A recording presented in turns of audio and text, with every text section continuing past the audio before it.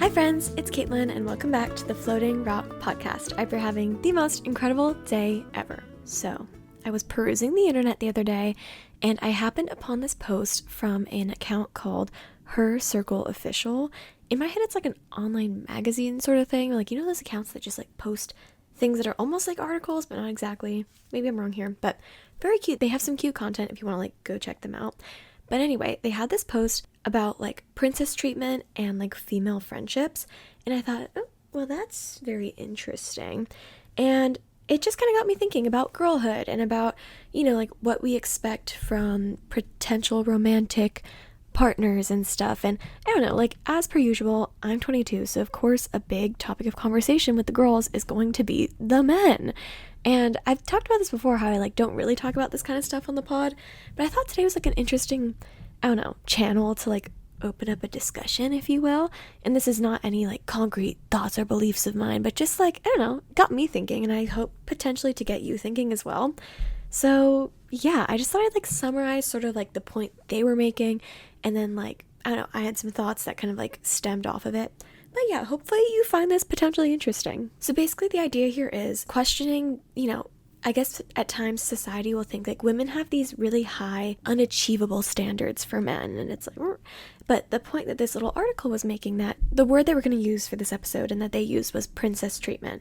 And to me, that's love, care, attention, you know, that kind of thing.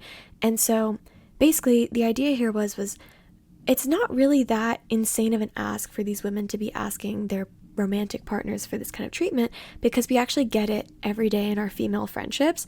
It's the did you eat, it's the walking you to your car, it's the attention to detail, oh, did you cut your hair, it's the oh my god, like I was getting ice cream and I thought of you so I got you one too. It's all those little things, and you know, it can obviously stem up to bigger things as well. Especially I think when we think of princess treatment, we think of those bigger things sometimes, but I've seen female friends do those big things for each other. And it's just funny because to us, that's kind of not the bare minimum in our friendships, but that's just how our friendships work. And that's how you also treat your friends. You know, you treat them with that princess treatment, and that's usually what you receive back. And it was interesting. Somebody commented this and I was like, oh my God, you're so right. It was this, she was like, how is it that men don't want to do these things? Also, might I add right now, I am extremely generalizing here, by the way, but how is it that men actually want to be closer to you than just a friend, than just like a female friendship or just a friendship in general?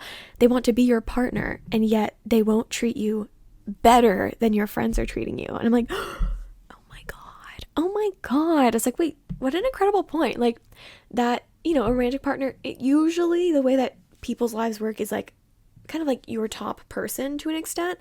And so the fact that a lot of the time these men aren't even outperforming a girl's friends is like so interesting. But yeah, through a lot of these conversations with the girls, I've just been, you know, hearing back a lot of just like dissatisfaction with like the current state of what's going on in the pool, I guess. And obviously generalizing, I know some people with incredible boyfriends, and you know, I've had very good experiences with men as well. So like this is obviously just playing to that kind of one side of the field today. But I think already a positive way to look at this is just the idea that like of gratitude, and just like looking at, wow, like I actually experience this kind of deep love, care, and attention in my female friendships enough to even think that that's possible from any human, and to expect it from a man. And just like, I don't know, I think that's one thing to even just take away from today is like, if you actually have felt this sort of princess treatment feeling from anybody, maybe it's not even your friends, but it's your family or anything like that, or it is from your man, like just like feeling so lucky because, you know, it's a dog eat dog world. Everyone's really out here kind of playing for themselves sometimes. So just the fact that you are able to express that kind of treatment towards somebody else, or they're able to treat you like that, is honestly really cool. And like a really fun perk of the human experience is other people showing you that you're special. And I think too, off of the whole romantic relationships thing and how the men aren't doing it, is it's like, in a way, you're kind of supposed to be their favorite person, and in a way they're kind of supposed to be yours. Not exactly, but like, you know, and I think that's really funny when, you know, girls or women aren't being treated to their highest extent. It's like, wait, and that's how you treat your favorite person? Like, damn. But it's just funny too, just the way that we like view that kind of treatment differently between our female friends and from guys. Like there have been moments where like me and my friends will be like if a man did this, on my knees on the floor. Like, are you kidding me? Yeah, like there's just those little things that like we love to joke about, but it's like, damn, like it's kind of true. Like if a man did any percentage of what our female friends have done, like we would be like rolling in our grave, like that's my soulmate. So then I also recently had this thought that I was like, okay, wait, very interesting. So Valentine's Day just happened, and I guess I'm just having a love-filled month of episodes for you guys, but I started to be like, I don't know, Valentine's Day is a little bit of an unequal holiday. Like part of me was like, justice for the men for a moment. Don't worry. But I was like, yeah, like it's on the guy to plan the dinner, get the flowers, get the chocolate, get a gift if they swing that way, you know, like it feels like a very guy-centered holiday. Like from what I would hear from people, like either what they're hoping their boyfriend would do or what they actually did do, or, you know, even just thinking from the past as well. Like in my head, it's like, wow, it's kind of a guy holiday. And at first I was like, oh, that's like weird and unequal. But then I had a realization that kind of made it all make sense to me, was that I feel like women, if we already show up in our female friendships and our everyday lives showing that kind of princess treatment, if you will, that love, care, and attention towards these people that we really like and that are really close to us, a lot of the time too, you show up to romantic relationships just like that. And in my head, women will show up and make their partner feel special on like a daily basis, generalizing, but men don't do that as often, and I think that's why they kind of need to compensate with like these bigger holidays or like these bigger gestures. Like I never heard a guy be like, oh god, I just wish she would like get me flowers or like get me something, you know. But I feel like almost women sometimes will expect maybe material things per se, or oh, I just want him to write me a letter, or like all these little things, almost to like recompensate for that love, care, and attention, that princess treatment that's maybe not given on the everyday basis, you know? Like to me, I think especially when you're younger, and I mean, I'd hope that most relationships until the end of your days, like a really big part of them is to make the other person feel special. Like, you know, like that's your chosen human that you're doing life with, whether it's like a silly little relationship in your 20s or it's you're 80 years old and you've been married to this person for 50 years. But I'd hope that a really big part of it would be that you make each other feel special. And I think sometimes that's where that Valentine's Day disparity will kind of come into play, is because, generalizing, I feel like women are a lot better at making their partner feel special on an everyday consistent basis, whereas I think men, have to pick up that slack sometimes and do those bigger gestures. It makes me think too, like that one meme of like, if a man gets you a really nice handbag or like a huge bouquet out of nowhere, he cheated. It's all about the checks and balances. I don't fully believe that, but it is funny to me. So anyway, I feel like I just introduced the topic, right? Like that didn't give any, synthesis as much, or like answers. Not that I have answers at all, but I just thought I'd like give a few more of my thoughts on the matter, and just like, I don't know, it got me thinking. So I was like, well, I'll share my thoughts with you guys. And like, I don't know, like I said, I hope it gets you thinking as well. So I think my first thought here is, when it comes to this sort of princess treatment, or the treatment you feel like you deserve or that you want, I think at the end of the day, if you are truly showing up and making your partner feel special on like a everyday basis, you deserve what you're kind of asking for in a way, you know. Like if you are making somebody else feel special, you deserve to be made to feel special back, period. Like, right? And the big one here, right, is what is wrong with the men? Why are they not doing this? Where is this mental disparity? Like, why can't they do it? And like, why am I hearing all of these dissatisfied things from the girls, right? And so here are my thoughts. First thought is, did you know, and I just found this out because I looked it up, so maybe I'm wrong, not going to cite my sources, that men emotionally mature fully by the age of 43, give or take? That's insane. That's insane. Back in the day, like the medieval days, they wouldn't even make it to full emotional maturity. And that's wild to me. So keep that in mind, especially if you are around my age. Like, keep in mind that they are halfway there. They are literally halfway there. And just, I think too, there is a part of this whole discussion that is giving a little bit of grace, you know?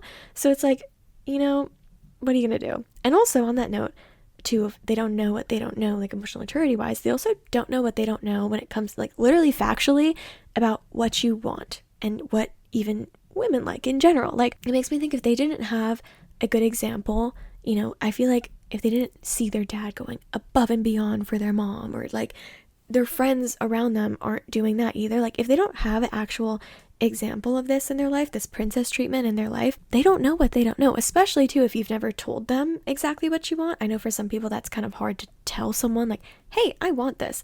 And then you enter the entire like, well, I don't want to tell him I want flowers because then if he gets me flowers, he only got me flowers because I asked for flowers. Tales all this time.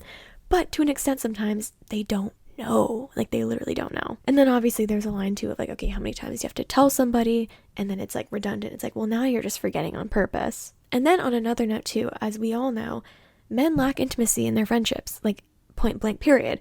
And so, you know, the whole point of this article too was like, we do this in our friendships, we do this in our everyday life. So when it comes to a romantic relationship, somebody who we extremely like and potentially want to see as one of our favorite people in the world, of course you're going to treat them like that. But if men aren't already having these intimate, really well treatmenty relationships with their friends, it makes sense that they would have a hard time grasping or doing that in a romantic relationship as well, you know? They don't know what they don't damn know. But it sucks too to have to feel like you need to teach someone that, and it's incredible to have your mind read. And, you know, eventually I think sometimes in relationships you start to have your mind being read, and that's really beautiful. But I think sometimes too it's just you gotta know you can't, like, they can't read your mind. And you know what? You can't read theirs either sometimes. Unless you can, because they're simple. And lastly, on the note of like the man side, I think sometimes we just want to date our girl best friends, and we have to accept that they're actually just men. Also, like the other day, I was gifted this like little Hello Kitty You're the Horse plush thing, and I showed it to Malia, and she was like freaking out about how cute it was with me, and we're like, oh my god, it's super cute, yay! And we were like, oh, a man would never, but we're like, honestly, yeah, like a man would just never. Like sometimes too, it's not he doesn't get excited about the things that I'm excited about. It's just, it's a Hello Kitty toy and he's not excited about it. But then also too, there's also the line of like the whole bird theory of, hey, look, there's a bird. And if they're like, oh, cool, a bird. Or if they're like, okay, whatever, you know, like I think that one's so interesting. I'm going to call it bird theory, but it's actually funny. I've said that to people and they actually know what I'm talking about. But yeah. And another thing that has been brought to my attention recently that I thought was very interesting, and I don't know if I'm going to like word this one the most eloquently ever, but it was said on my favorite podcast, Giggly Squad, and they just brought up how one of the girls, Paige, she's been in a lot of public relationships, and she's noticed, and even they follow pop culture a lot, that whenever the man messes up, somehow she's still being ridiculed. Somehow when a man cheats, people go and attack the wife, and they'll be like, oh, it's your fault for being that you scared him away, or why would you be with a guy like that? Like, oh, no matter what, somehow it's the woman's fault. And she's like, yeah, like somehow whenever my public relationship boyfriends have like messed up in the public eye or done whatever, she's like, people will come for me for like dating him or for like, why are you, like all these things. And I'm like, such a great point. And this obviously also has a line, but statement here is like, it's not your fault for the way that you're being treated. Like basically a point that they said was, somehow, if he's a loser on his own, it's his fault. But if he's a loser and you're dating him, it's your fault. Like, whoa. Once again, it depends how long you're staying with said loser. It depends how much you're putting up with. It depends how much you're like bleeding this out onto other people in your life. Obviously, everything I say, there's a line. But I think sometimes too, especially when you're young, you're finding out in the present moment that they're a loser. You know, like a lot of the time, how you're showing up is not necessarily reflecting how they're treating you, you know? So just, I thought I'd say that because I think that just is a really big narrative of like internalized, not internalized misogyny, but just internalized feelings that I feel like a lot of girls and women have, is that the way that they're being treated is a reflection of them. And a lot of the time it's not. Sometimes it is, but a lot of the time it's not. Especially when it's just like they're just not hitting the mark. And especially too if it's like you are dating around and it's like, well, I'm still trying to feel this out, and it's not your fault if you're dating someone that's just not that great because you're finding it out in the moment. And like, I don't know if I've got that one across gorgeously, but just the way he is and the way that he treats you is not necessarily a reflection of you, even if society wants to tell you that, or, you know, all those kinds of things. And like I said in the beginning, let this episode also just be a reminder to appreciate, love, and prioritize your female friendships, because they truly are the most magical thing in the world. Like, genuinely, no offense to the men, but like, I don't think I've ever left hanging out with a man like with as much of like a buzz and like a love for life in my soul than I have after like a real good day with the girls. You know, like, it's just, I'm sorry, like, I don't know, and like maybe that's my own experiences, but like I feel like above and beyond, like, this is the point of living after like a good day with like Malia or something. So just remember that, especially if you are in a relationship right now, obviously your female friendships change and the amount of time you can spend with them and all that kind of stuff. So just like make sure to like be pouring back into those, because God forbid if something also happens in your own like they will always be there, and they're just the most beautiful thing in the world. And we are all so lucky to have our female friendships, and yeah, they're just incredible. And as well as they treat you, like always make sure to be pouring back into that. This was an interesting realization too, after like talking to a few people who were like older than me and like even married. This also walks a line of settle culture, and honestly, I don't have the answers here, but it's an interesting thought. So the idea here is a romantic partner can actually like fill a different cup in your life throughout time. So like think about your first boyfriend ever, maybe like what cup that he filled for that for you, or your first partner ever, like what purpose he served in a way, or like cup that he filled. Obviously all your cups should be kind of be filling on your own, so what cup he overfilled, right? But then it's like, well, then another boyfriend or partner actually filled a different cup. And I think a lot of the times we can back ourselves into this corner of exactly what we think we want from somebody, but the truth is like your life will change and it will move, and certain cups will be filled by different things at different times. And I think that can cause a lot of confusion in the dating game and relationship game, and can make you think like, oh, but I think I want this, but I'm getting this, but I'm okay with this, and just a lot of confusion, honestly.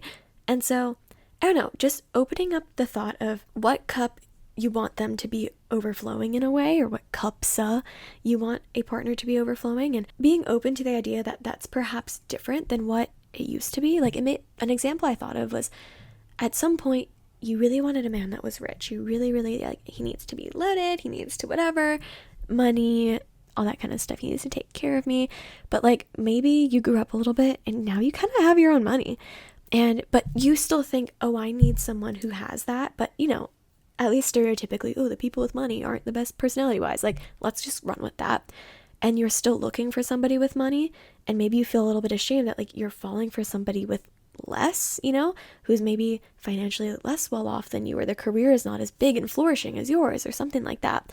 But it's potentially opening up to the idea that, well, you're actually filling that financial cup now on your own, but now there are other cups open for them to potentially be overflowing. I don't know, just a thought. But then there's also still the idea of like, okay, well, how much then are you just settling for, like, well, just changing your standards? I don't even know. Like I said, I don't have the answers, but just a thought for you guys. My overall thoughts here are, number one, if you are in a relationship or a situationship or whatever, and you are happy and you're being treated well, literally hell yeah, and just like make sure that the men are telling their friends that they treat you that well and setting a really good example. And obviously I want that for everybody, and everyone deserves to have a really close person in their life that treats them really well. And for some people that is your friends right now, and for some people that is a romantic partner, and that's an awesome thing. Love is great. Secondly, if you are not getting the treatment that you want, number one, make sure that you're showing up as your best, you know, making sure that you're almost like setting an example. And if they're not meeting you right back there, interesting, raise your eyebrow. Additionally, make sure, like I said, that you've actually voiced what you do want. They can't read minds. And if you've told them one too many times, once again, raise your eyebrow. And number three, potentially like rethink the buckets that you want them to fill in your life. Kind of like what you want this person really around for. And lastly, I think at our age, if you are around 22, your early 20s, even I think like, I don't know, I think people are getting like married way later in life. And obviously there are people who are doing that kind of stuff, like mortgage, kids, whatever, like earlier. Loving that for you. I don't know if we relate as much, but at the end of the day, if you are doing 22 the way that I'm doing it, if you're doing your 20s sort of similar to the way that I'm doing it so far, romantic relationships should really be just the cherry on top to your life. So if at the very least they are not making your life more fun, get the fuck out. Get out of there. Because like, you have so much going for you, and I'm assuming that you really do. If you have related to what I'm saying, like you have great female friendships, you have other great relationships in your life that are so fruitful and abundant, and they make you feel so good. So if whatever romantic sort of thing that you're in right now is not just at least making your life more fun, like there's so much more that you could be doing with your time. And like, I don't know, like you're just so young, like work on your career, achieve your dreams, just go on a hike, like just live your human experience. Like being young is such a blessing, and being free from, like I said, the mortgage and kids and the bogged downs of being like older in life and having more responsibilities. Like don't let just a rocky romantic thing take away from that, because that's the least of your worries right now, diva. So yeah, if you're a man that's listening to this entire thing, perhaps this was interesting. I hope I didn't offend you guys too much, but maybe whipped you into shape. Who knows? I doubt a man would get this far in this episode, but like, I love the research, so if you did, I love that for you. And actually, I really appreciate that you would even listen to me say something that long. But yeah, guys, thank you so much for listening. Rate the pod on Spotify, and I'll love you forever. I just hit 30 and it made me feel really happy and special. People always like say, oh, rate the pod, it helps me out. Let me tell you why it helps me out, at least to my perspective. To me, when I see a podcast with like more ratings, it just makes me want to listen more, because I'm like, oh, it's like legit, people like it, blah, blah, blah. Maybe there's a different reason why it helps people out, but in my head, that's why it would help me out. So if you want to support me and like have more people listen to Floating Rock, please go and rate it on Spotify or Apple. I think you can do that too. Like the videos on YouTube, subscribe, follow my stuff on social media at floating.rock.podcast. I love you forever. You deserve all the princess treatment you ever wanted in the world. And you know what? If it's not from a man, I hope that you pour that into your female friendships and they pour that right back, because you really do deserve that. My queen. Peace and love and peace. Come back next week, guys. Bye bye.